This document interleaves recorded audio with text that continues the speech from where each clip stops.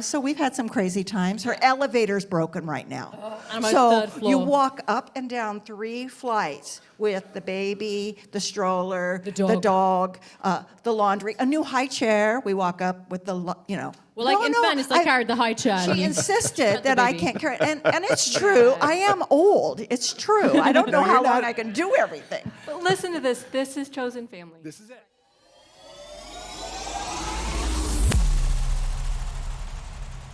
My name is Bill White. My pronouns are he, him, and welcome to City Church of Long Beach, where we're a radically welcoming community on the journey towards Jesus, joining him in the renewal of all things. And, just singing that song, there's this sense in which, what if love was our foundation? What if that was actually at the core of our identity of who we are, of how we see the world, how we interact, how we understand God, how we experience God? Like, it's just game changer, right? Just such a game changer. And really, that's kind of what we're talking about today, about what it means to move into a healthy community where love is indeed the foundation. So really, really glad to be with you today on that journey. Hi, if I haven't had a chance to meet any of you yet, my name is Brenna Rubio. My pronouns are she, her, and I am co-pastors with Bill here at City Church. One of the things that I do each week is to help look over and write our Kidmin lesson, which is not necessarily, I'm not saying I'm great at it necessarily, right? But I'm the one where that's kind of, fallen into my bucket of things. Thank God it's her and not me, is all we Things can that all I say. do. Life stage, I've got some kids in that age group, so my brain is still kind of clicking in that direction, right? And it kind of amazes me because it's not like I have a degree in child development or anything like that. So it kind of amazes me how much I do have to think when I put these things together. Like right now, the kids, just like we in here, we usually have like a series that we're going through. The kids go through series as well. And so they've been doing 5 weeks on kids can be part of God's family. So we're thinking about family as this great big metaphor that's used so much in the Bible and we talk about all the time. And to help kids learn this idea, right, that kids can be part of God's family, it's not as simple of a thing as you might think it would be, right? Because just trying to think about how do we talk about this in ways that are open and inviting to kids who come from all sorts of families, right? Every family does not look the same. And so acknowledging that and being careful, in the language. And so part of that, of course, is things like family structures. So are we talking about families in ways that will make sense to kids who have single moms or 2 moms or a mom and a dad or live with their grandparents or all these different variations, right? Are we talking in ways that will make sense to kids from all these different backgrounds and family structures? It's also thinking a little bit about the quality of the relationships that kids are experiencing in their homes, because we know that the homes that kids grow up in, we can have very different experiences. Some can be actually really tough experiences. Some can be really good. And a lot of them, and we have the parents and grandparents and the responsible adults for all of our kids are sitting here in this room in most cases. So most of us would say, well, we're mixed bags. And so our kids are getting a mixed experience, right? There are things I'm really good at as a parent, and there are things where I'm still growing. And so how do we talk with our kids in ways that make sense of those experiences? And so here's what we have for the summary statement right now for the kids as they're talking about family. What we are hoping they kind of get to some degree over this 5 weeks. It's that our families, when they are loving and safe, give us a glimpse into the awesome love of God. And when they're not as loving and safe as they should be, God invites us into God's own amazing family, where no one gets left out. So trying to hold the both end of that, right? Where it's good and sweet, it's pointing us towards God's love, and where it's not so good and sweet, it's actually pointing us in a different way towards God's love. So today we're going to be talking about family. We're going to be talking about this community. And what does it mean for us that just like our kids, we can be part of God's family. But just like with the kids, we have to sort of acknowledge up front, and it's a little bit fraught, right? It's actually kind of complicated to use this family language. And some of that is because, we ourselves have sometimes experienced family wasn't the safest place. So hearing that we're invited to God's family, we've got some stuff we have to wrestle through and kind of negotiate. And then some of us have been in church situations where the language of family has been used to manipulate in the same ways as we've experienced those families that we grew up in, right? Oh, because you're part of the family, you should do this. You should do that. And it's been hurtful for some of us. And so there's a both and for us here this morning too, where we want to tread lightly and say, hey, we just recognize that when we create spaces like this and we say, hey, you're here, you're welcome. And I hope you felt that as you walked in this morning, whether it was because somebody was excited to see you or just because there was a cup of hot coffee waiting for you, because you had a place where you could sit down and maybe rest. A church tends to create a feeling of home, of welcome. And home is where family is. And also then recognizing that family is more than just biology, right? And that for some of us, chosen family is actually a lot closer to us than the biological families or the families that we grew up with. For instance, we know there's a church friend who uses the term biomother to describe the woman who raised him, who birthed him and raised him. But his mom is the woman who accepts him and knows him and supports him versus the one who has cut him off. As Caitlin Curtis says, sometimes family becomes the people we choose, the people who move in and out of our lives to remind us that we're not alone, but we are beloved along the journey. So this is what we're starting to talk about today. We're starting to talk about family, how we as a church are becoming, as Martin Luther King Jr. would say, beloved community. And we're going to try to acknowledge all the complications along the way. As we actually, in just a moment, we're going to hear a story. It's the same story that the kids are going to be discussing this morning as well. So, all of that said, a little preamble, our friend Richard is going to come up and read for us our scripture passage this morning. Would you welcome Richard with me? Thank you. All right, we typically stand around City Church. And I don't think I officially welcome Zoom. Hello, Zoom. Oh, hi, Zoom. So glad you are here with us today. So here's the man. Thank you, Richard. Hey, thank you, man. Appreciate you reading. Morning. Then Jesus' mother and brothers came to see him. They stood outside and said word for him to come out and talk with them. There was a crowd sitting around Jesus, and someone said, "Your mother and your brothers are outside asking for you." Jesus replied, "Who is my mother? Who are my brothers?" Then he looked at those around him and said, "Look, these are my mother and my brothers. Anyone who does God's will is my brother and sister and mother." People of God, this is the word of God. Appreciate it. You may be seated. Thank you. Thanks, Richard. Thanks, Richard. So Jesus uses these images of family to describe this beloved community that he's building, right? And as Brenna alluded, family's complicated. Often we'll hear in the news about those who are trying to protect traditional family values, and so we want to think a little bit about what is it? What is family, and how does that image work as Jesus is describing this community that is indeed beloved? Oftentimes when we hear family, we think of the nuclear family, right? Mom and dad and 2 kids and a dog and a white picket fence.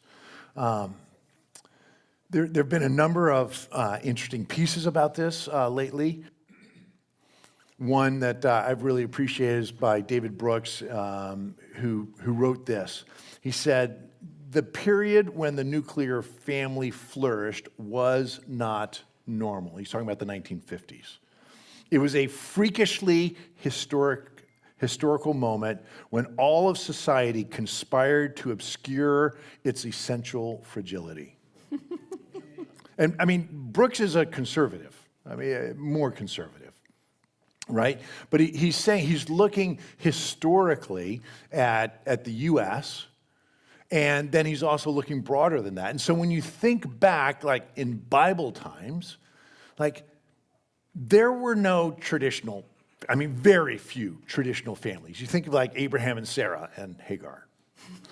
You think of like, David's 11 wives. You think about all the crazy child marriages and weird, all kinds of weird stuff. Don't even get me started on, like Moses and, just weird stuff in there.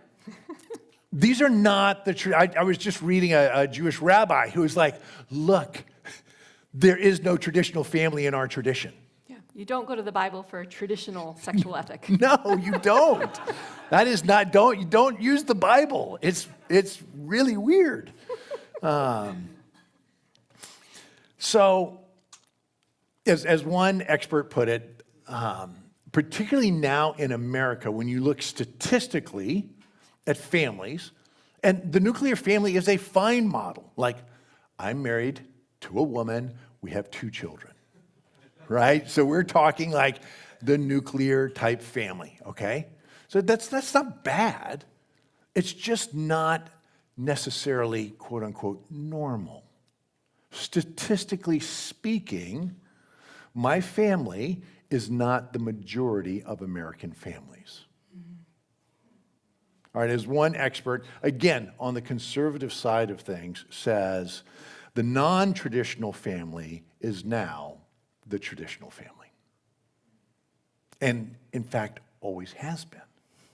And this text actually is getting at that exact thing. So we're looking at Jesus here. And Jesus's sort of nuclear family, virtually all scholars agree that his dad was no longer a part of the family after he was a young person. Okay? So you can see one reference, you see a little reference at the beginning of the Gospels, and another reference in chapter 2 of Luke, and then Joseph, his bio dad, was gone. And basically all scholars assume that Jesus was raised by a single mother. So let's just think on that for a second. Jesus was raised by a single mom. How does that sit with you? And just notice what's going on inside you. Jesus, our Lord and Savior, was raised by a single mom. See a single mom smiling in the back, maybe a couple of them? No. Oh, that single mom doesn't agree. Oh, you got to look out because she also went to divinity school and she's a lawyer. So, you know what? We'll talk afterwards. Have some conversation. That's so great. I love it. I thought everyone was supposed to agree with the preacher. So the other preacher doesn't even always agree with the preacher. What? So in this passage, what's happened is they say, like, hey, your mother and brothers are outside. Right? And this kind of Jesus' mother and brothers get mentioned a few times in the Gospels as sort of that's the picture of his family. Notice even in that passage, and also when Jesus says, hey, this is who does the will of God. Fathers are omitted. There are no dads in the whole passage that we were read. Jesus literally doesn't include fathers as part of the chosen family, the beloved community. I wonder if part of that is because of how authority often worked in families and still works, where the father kind of had the iron fist, and Jesus is creating a new kind of community where authority works differently. There are different ways to think about this. But it's not just that fathers are absent, right? When they call out and say, hey, your mother and brothers are here. And then Jesus says, hey, these are the people who do the will of God. He doesn't mention fathers. Mm-hmm. But it's the use of this term sisters. It's very interesting in this passage. So in verse 32, it says, someone said, your mother and brothers are outside asking for you. Brothers in the ancient world was an inclusive word that could mean brothers, a group of males, or brothers, a group of males and females. Right? Often you'll hear that in modern language as well, right? That he could be, typically he is used as the gender inclusive pronoun in many circles. And that's what was going on here. Jesus responds so that he says, they say your mother and your brothers are outside. And when Jesus responds, he says, anyone who does God's will is my mother, is my brother and sister and mother. And he specifically includes sister in the beloved community, when it would have been easier and cleaner for him to say, are my brothers and my mothers. He doesn't say that. And notice again, he's specifically mentioning brother, sister, mother, not father. So in a sentence where you're omitting the most dominant person and including the least dominant person, you are making a point. When one was always included and one was never included, and Jesus flips the tables, Jesus is saying, I see women. Women are essential in this community. And some of your ideas about who's in charge and who's here, like literally, if it's a mother, a brother, and a sister, it's majority feminine. Who was it outside who was just telling me the funny story about the nun? Oh, it was Jean Marie. So great. She was telling this story of this woman talking to this nun, and it was a very impactful story for the woman because she was trying to think about God as different ways and maybe not always one gender. Mm-hmm. And the nun is kind of grumpy and thinking about this, or looks grumpy, but at the end says, oh my gosh, this is so great. I've been telling people all along that God is not two guys and a bird. Right? Father, Son, and the Holy Spirit, right? The dove. Mm-hmm. Mm-hmm. So, I mean, it's classic, right? This is how we often think of God in these terms, and then we think of our beloved community as, and Jesus is flipping up the script. Well, too, it's cool to see the pattern, right? That the pattern is always towards more inclusion. So that it was radical in Jesus' time, not just to say mothers and brothers, but to add sisters. And to say, oh, so maybe we're just kind of going in that ever-expansive pattern of Jesus when now we say our brothers, our sisters, and our siblings, right? To make sure I love that we're catching everyone, right? Because not everybody in this room resonates with brother or sister. I love that. Either. So good. Right? But this is the pattern towards ever-expansion. So I want to take us, I feel a little bit like I'm going to take us on a rabbit trail just for a second, because Bill is keeping us really nicely and this is what's happening. But I think it's just really interesting to think about this radical welcome that Jesus is displaying and how we see these tensions and the differences between the families that we grow up in and the families that we choose or that choose us, the families that find us, we find them over time. Because I think the idea of welcome, of hospitality, is actually a really big part of that. See, when Jesus was teaching, in his context, hospitality was a really big deal.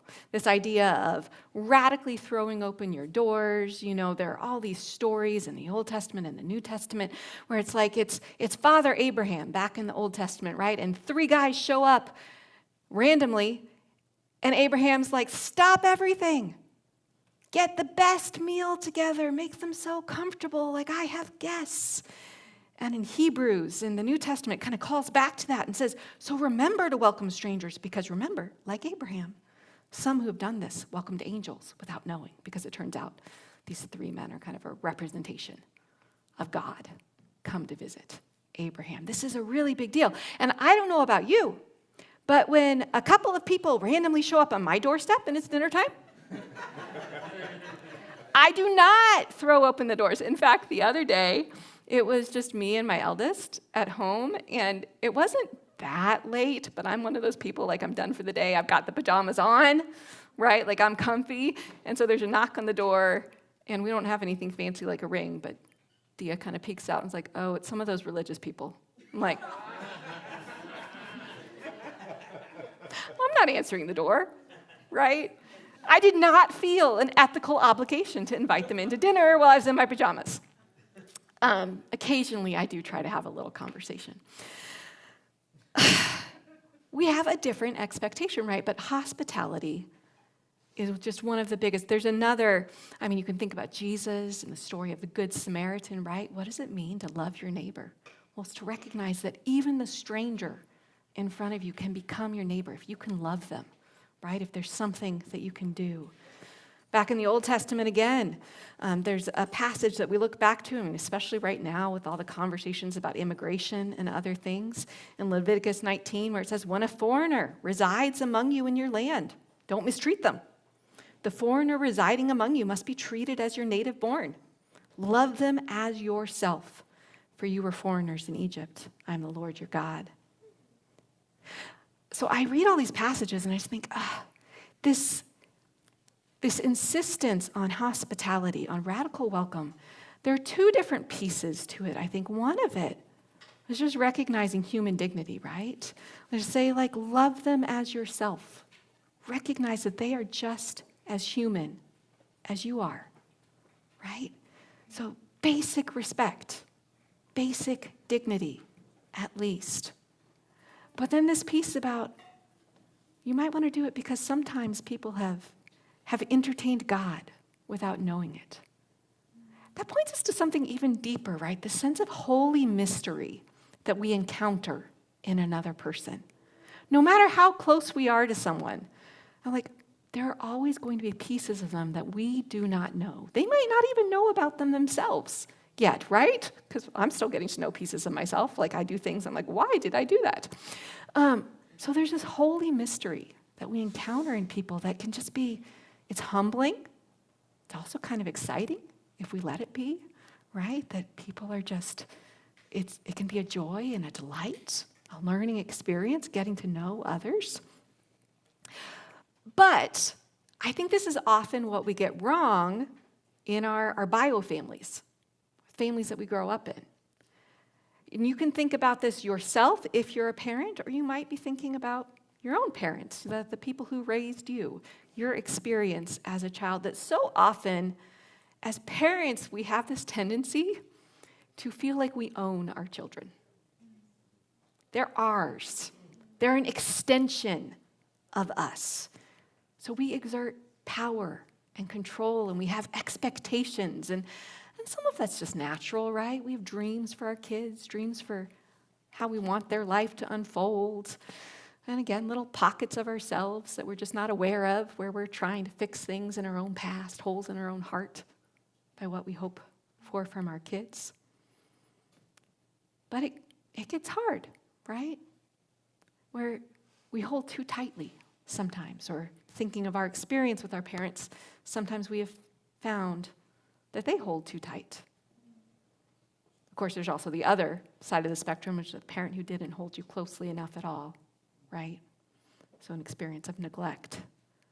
Hospitality corrects all of these things by saying, hey, child of mine, as much as I look at you and I see my eyes, I see my hair. Wow, you are a little holy mystery, aren't you? I actually don't entirely know who you are. I'm going to have the privilege of the next 18, 38, maybe 58 years to get to know you and who you turn out to be. And in the meantime, you're just a gift to me that I'm entrusted with by God. I think it's easier for us to do that in our chosen families. The people that we know and we love, but we look at it and I like Stephen a lot. Sorry, Stephen, you get picked on. I like Barbara a lot. I'm going to shift my focus. But I don't look at Barbara and go oh, Barbara's got my smile, right? Barbara just has my face shape. Barbara is an extension of me. Everything, I know Barbara is her own person, and I know that I need to do some work and be intentional if I'm truly going to get to know her. And this is the picture of hospitality, of welcome that Jesus is inviting us into, a radical welcome that says, even the strangers, let's do it. Let's do the work. Let's get to know them. And how healing would that be? To be in relationships with people where they were genuinely curious about you and genuinely happy to let you go on your journey and just support you along the way. I'm passing it back. My little rabbit trail. No, that's great. I like a good rabbit trail. But you're casting the vision of what it looks like to be this beloved community and create space for people to go on their own journeys. And because that is, ultimately parents' job is to be gracious hosts. Yeah. Right? And it is really, really hard. Because kids do the darndest things. And sometimes just not what we wanted them to. Sometimes they break the mold, yes, that you had so carefully planned. Yes. So my son, I shared with him about a year ago a letter I wrote to him when he was in utero. I imagine you had some big plans. I'm really good at planning the future. So I wrote, I write a lot of letters to my kids, and some I give to them, some I haven't. But I gave this one to him. He just turned 24, and so I gave him the letter when he was literally in his mother's womb, a letter written to his wife, which is funny because he actually is not interested in women. Was it an area you had to do some letting go? Maybe I had a different vision. Yes, we laughed long and hard about that. But then there was some sweetness there too, which he could acknowledge. He didn't just sort of, throttle me for my heteronormativity. He was very gracious. And there was some laughter. But this is hard, right? This is a journey we have to go on. And we have to go on it in our beloved communities as well. Maybe to a different degree, or it looks different. So, where this passage ends is that verse where it says, then he looked, this is in verse 35. He looked at those around him and it said, look, these here are my mother and my brothers. Anyone who does God's will is my brother and sister and mother. So Jesus is saying that the ticket into community is not your DNA. It's not your genes. It's doing God's will. And he points particularly to the people gathered around him to say, doing God's will like this. literally all they're doing is sitting there. They're Kind of like these people. kind of like these people. Maybe a little different. But Yeah, we're not quite the same teachers, but yeah. whatever. But they're sitting here. And they were probably asking questions. That was not uncommon. There'd be some conversation going on here. But they weren't on bullhorns. They didn't have theological treatises where they were checking off, I believe this correctly, I believe that correctly, I believe that correctly. Jesus is saying that they're gathered round. They're trying to learn the ways of God. They're trying to follow Christ. He says that's actually the will of God.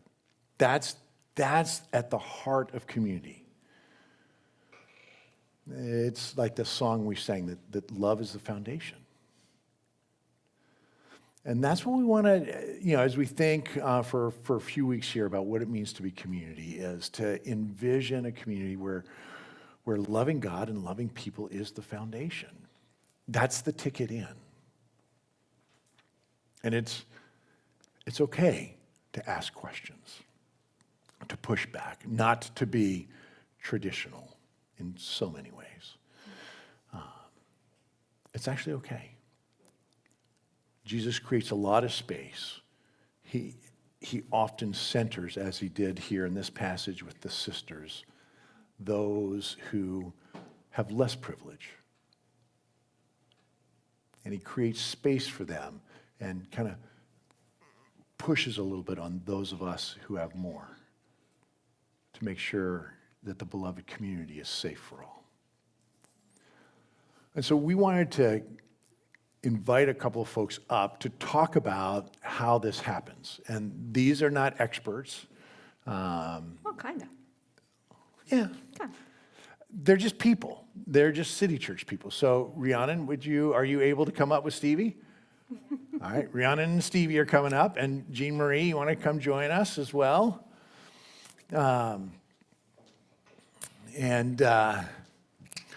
Sorry you don't get to see too much of Stevie, only her. You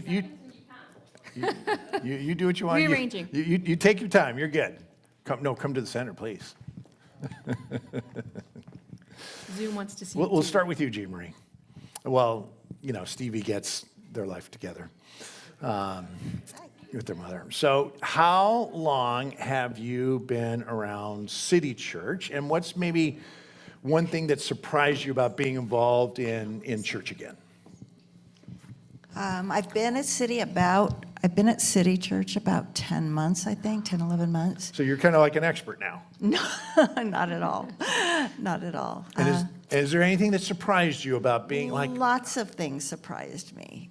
Happily, I was very surprised. I came with lots and lots of questions and a lot of turmoil in my personal life. But I found out right away this was a safe place to ask questions and to say, I don't know and I don't get it, but I just want to learn more, and I want to be able to be free to explore these topics or these issues that are bothering me. What I was surprised by was the open arms that said, you're welcome here, and we don't care that you're asking questions, bring it on. Yeah.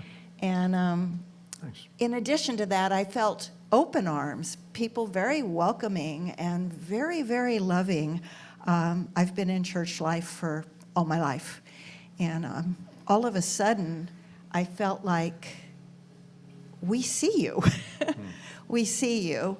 How can we help you? And hey, do you want to help here or you want to get involved there?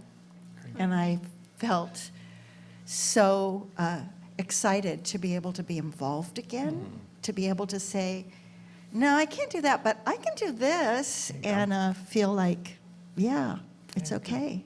That's so great. And Rhiannon, for you, how long have you been around City Church? About a year. About a year. So even longer than Jean Marie, but a really long time. I don't know, maybe similar, probably similar. I don't know exactly. I was pregnant, but really not very pregnant, not noticeably. So Yeah, I think about a year probably, yeah. Okay. All right. And how long has Stevie been around City Church? She's 10 weeks old, so yeah. And from a month, we were sitting outside, so this is her first Sunday inside. Oh. Big one. Without the dog. Okay. All right. Without the dog. Right. Without Rosie. That Rose, yeah. And tell us, has there been something, like you've had some interesting religious experiences, like Yes. anything weird, new, different, fun, not fun about starting to connect in a religious community again? All right, well, to give an answer to that, I'll just mention that there were two different religious contexts that I've essentially been in. I was in in England, which is where I'm from. I was in a kind of, not mega church, but pretty large churches, different ones. And then some, I'm not going to swear, some things happened. And I then, interestingly, joined what is probably known as the Church of Jesus Christ of Latter-day Saints, otherwise known as the Mormon Church. And I was in and out of that. I was a bad Mormon. Yeah. But I was in that for a while. And then I knew for a while that it was a load of rubbish. And so I'm really trying to control my language here. So I normally have a potty mouth. Bubbles. Yeah. So I left that and then got out to California from Utah, which is where I had moved to, of course, to be in the motherland. And I came out here. And at first I was like, heck no to religion. Of all types, I was done, so truly done. And then I was like, well, I do technically still have this little, to use Christian jargon, mustard seed of faith. I do. And I want to connect in with it, but at my pace.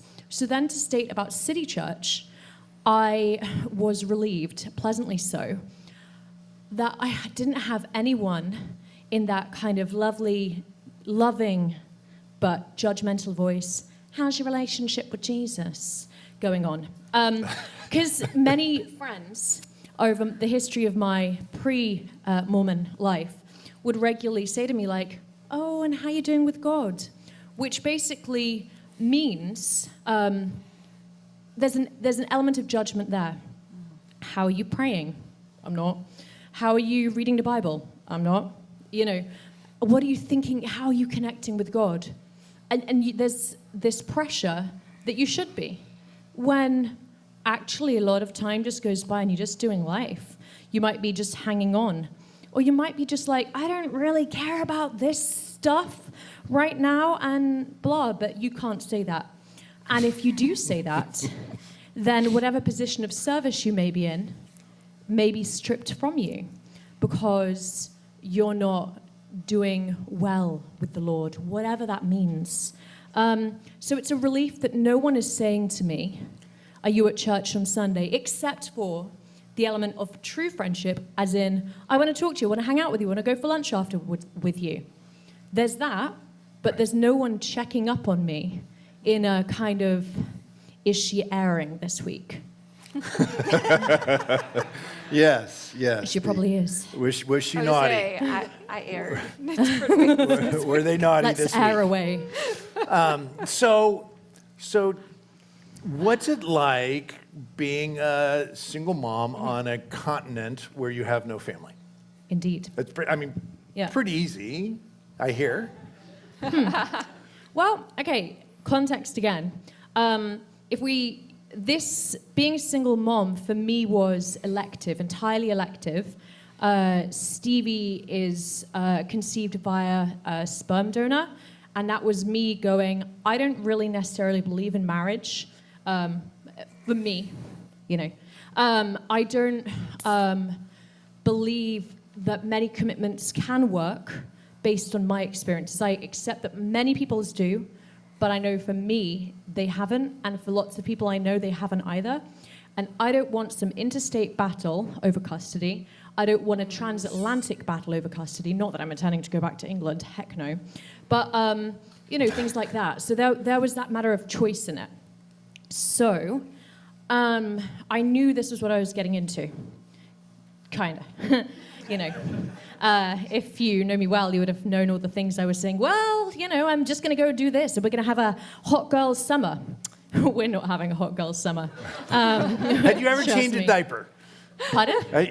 Were you good at changing diapers? I have never changed a diaper in my life pre-Stevie. Okay, okay. Yeah, I have little experience with the babies. No siblings, don't get on with my parents, so. So I moved, and I knew her technical grandparents would not really have much to do with her because they will never come to the US, have stated that very clearly. And even when we do eventually go to England, we will not really be hanging out with them. Maybe we'll do a coffee in a Starbucks for an hour maximum, under my control, under the boundary of if I hear something being said I don't like and I will not let my child hear, we're going. So biological Yeah. family is tricky. Yes. So you're here solo, Yes. being a mom without a ton of experience. No experience, yeah. And so, so let's leave it there. Yes. Let's leave it. So Jean Marie, Yes. how long have you known Rhiannon, and how did you connect with her? I have known her since pre-Stevie, and I noticed a little bump. We met at one of your potlucks. Okay. And I saw this little bump on this sweet little girl, woman, and I said, when are you expecting the baby? And so we started talking that way. Okay. That's how we met. Yeah, we met at a potluck. And just to balance things out, because it's the City Church way, you've been married? Oh, yeah. Are you I've been married for 48, going on 49 years. Okay. Grandma. Okay. Lots of little grandkids. Okay, and all right. So a little bit more on the non-traditionally traditional side. Very traditional, yes. Okay, in that sense. Okay, no, that's fine. All right, so that's how you met Stevie. So then there was sort of this moment for, as I recall it seemed like a real moment. Yeah. Do you remember that moment? I do know that moment very well. Where you realized you might need a tribe. Just a little bit, yeah. So what was that like for you? Maybe just describe briefly the moment, and then what was it like to need a tribe and to try to find a tribe? Breaking, that would be the word. Absolutely breaking. I'm highly independent, I move around the world. I've moved around the world always by myself, doing my thing. Whatever, I'm all good. Make friends, have a fun time, But it had to come to a moment of absolute, I'm a complete mess, physically, emotionally, petrified, because there was a little postpartum scare 5 days in. So absolutely breaking. And the notion of asking for help became very fundamental to my survival, to Stevie's survival. Essentially, I was at the point physically where I was so weak, I was shaking, and I was like a complete wreck, and I couldn't really hold her all the time. It was an absolute mess. And so I thought I was well prepared. I really thought I was well prepared. I hadn't put into perspective that anything could go wrong. I just understood that babies cry, that I'd have to learn diapers, all that stuff. But I wasn't prepared for going into hospital, for going into ER. I wasn't prepared for being unable, to even nurse her because I had cords, monitoring me and stuff. So, breaking. And then to need to ask for help and to receive it, though, was, deeply emotionally, changing. Because it's the flood of amazing, amazing, amazing people from here, from the different aspects of my life, came rushing in, and people genuinely wanting to help. Probably like many people here, I believed people will help if they're your friends. Yeah, sure, I'll help you, with maybe an expectation they have of, but you'll help me too. But everyone jumped in. People who I barely knew. I didn't know Jean Marie well at all. We'd met a few times and chatted vaguely in passing. Same with Ed Oxford, same with a number of people here. We chatted, but we hadn't really deeply connected. And then now it's like all my days, like deep, wonderful connections of like people who've just outpoured love to you.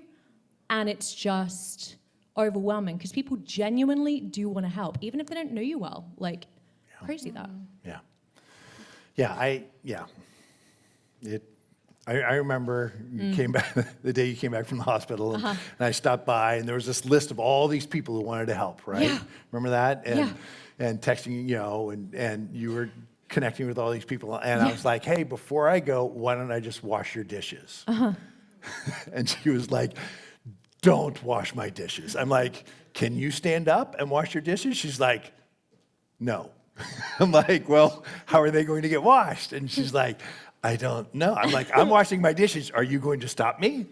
And but this was like your journey was like, oh my God, what if someone helped me? Yeah. This is, it's breaking, right? 100%. So Jean Marie, you show up in this woman's life. I don't even know the answers, but like, I assume you're in touch regularly with each other? Most days we're chatting, like texting. Yes, Yeah. Yeah, you guys text a lot, okay? We hang Yes, out. we most weeks. hang out. I kind of, from the very first week, I was waiting for her to come home from the hospital because I had a baby present. I knew we had a baby girl. okay. And she didn't show up, and I said, where is she? Oh, then I you called and said, I called yes, you, that's right. where is she? And then you she was on the said, list. Oh my gosh, well, she was in the hospital and all this stuff, And I said, well, what can I do? How can I help? And Ed was signed up to go over and hold the baby, and he said to me, he said, I have never held a baby before, and I'm online, but That's okay, man. No there's- not there's much a- judgment. There's like a list of people that are helping out, and maybe you would want to be on that list. And I said, put me on, I'm retired, yes. And from that day, I committed in my own mind, I don't know if I even told Rhiannon, but I committed in my own mind to go over one day a week and just do whatever she needed me to do. And what would you do? What don't you tell us? What does she do? It varies. Like, it really varies because at the beginning, I was petrified, even about being a mom, right? Like, I couldn't work out the stroller. I couldn't work out the car seat. Ed helped me with that. Many of us have been there. Raise your hand, parents, yes. And at first, it was like physically, I couldn't carry anything because I was absolutely weak physically and a mess and in pain.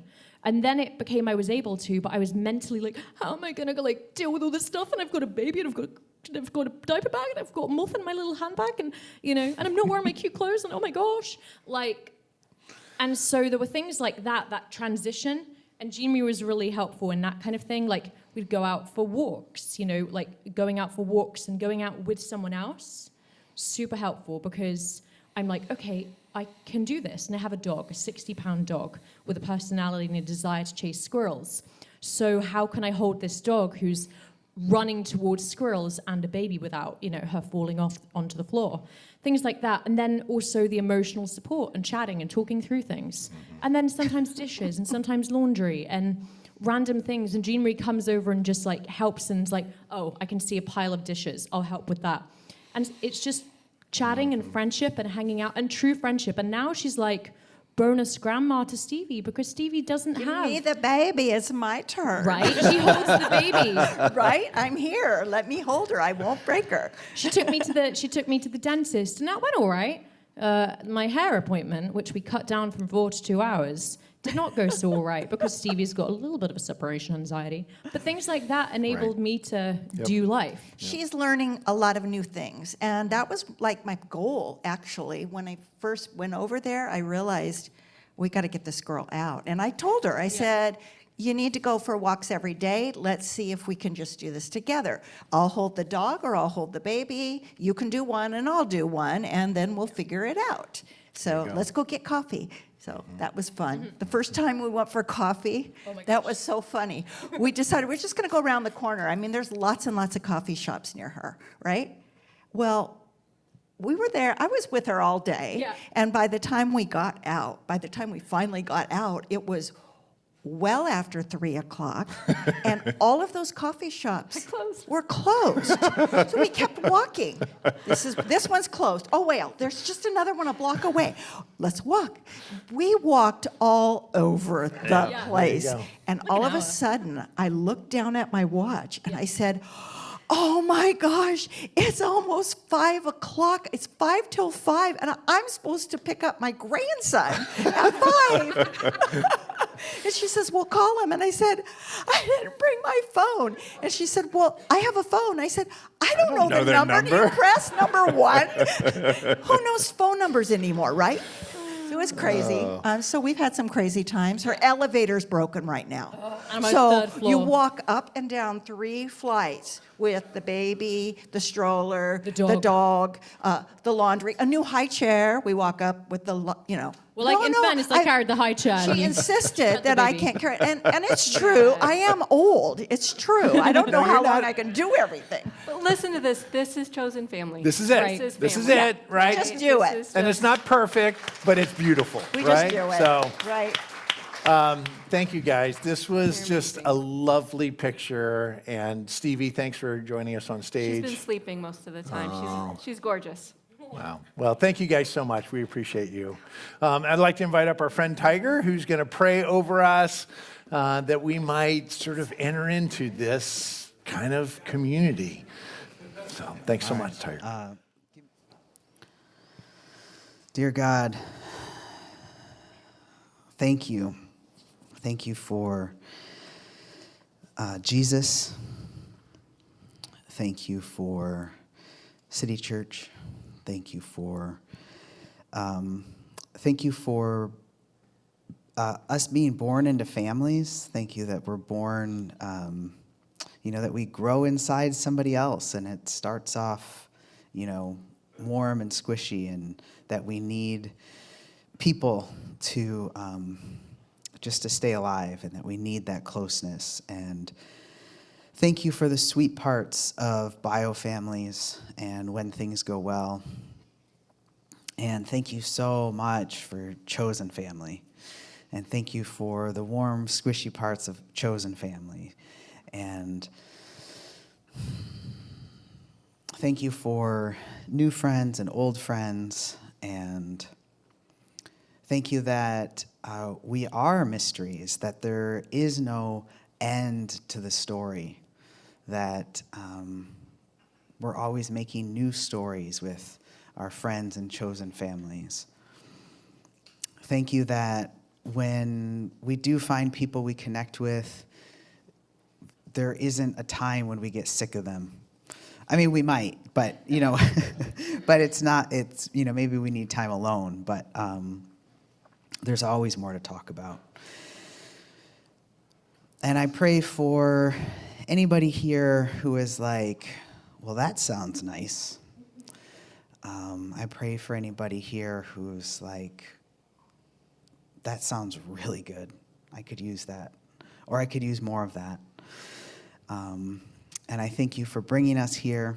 I thank you for the message. I thank you for the picture of what it can be. And for those of us who are longing for more, I pray that you continue to lead us forward. Help us to be patient.